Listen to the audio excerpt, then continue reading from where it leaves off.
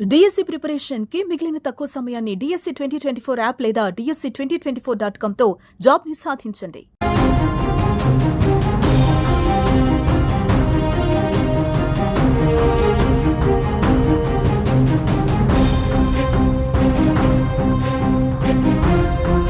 ఆలయాల్లో అపశృతులు తీవ్ర కలకలం రేపుతున్నాయి.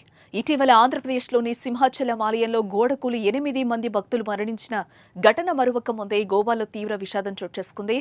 షిర్గావ్లో గల లైరాయ్ ఆలయంలో తొక్కిసలాట జరిగి 7 భక్తులు చనిపోయారు. మరో 50 మందికి తీవ్ర గాయాలయ్యాయి. వారిని ఆసుపత్రికి తరలించి చికిత్స అందిస్తున్నారు.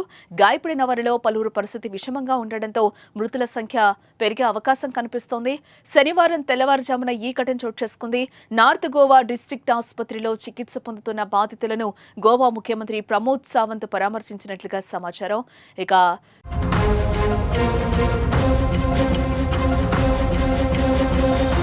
శ్రీలరాయి దేవి ఆలయంలో ప్రతి ఏడాది వార్షిక జాతర నిర్వహిస్తారు. ఈ యాత్రకు భక్తులు తండోపతండాలుగా వస్తారు. పార్వతీదేవి అవతారంగా భావించే లరాయి దేవిని పూజించి తరించేందుకు క్యూ కడతారు.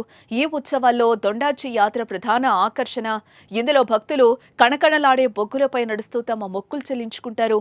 ఇక యాత్రలో భాగంగా అమ్మవారిని భారీగా ఊరేగింపుగా నిర్వహిస్తారు. డప్పుల చప్పుడు, జయ జయ ధ్వానాల మధ్య జరిగే ఈ యాత్రలో పాల్గొని లరాయి మాత ఆశీస్సులు పొందేందుకు ఏటా 1000 మంది ఇందులో పాల్గొంటారు.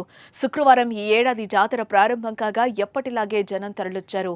శనివారం తెల్లవారుజామున నిప్పులపై నడిచే సమయంలో ఒకరినొకరు తోసుకోవడంతో తొక్కిసలాట చోటు చేసుకుని 7 నిండు ప్రాణాలు పోయాయి.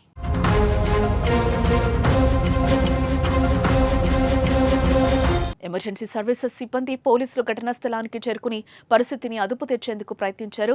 సహాయక చర్యలు చేపట్టి క్షతగాత్రులను సమీపంలోని ఆసుపత్రికి తరలించారు. జాతర దృష్ట్యా వచ్చే రద్దీని నియంత్రించేందుకు ఆలయ నిర్వాహకులు ఎలాంటి ఏర్పాటు చేయకపోవడం వల్ల ఈ ఘటన చోటు చేసుకుందని అధికారులు అంచనా వేస్తున్నారు.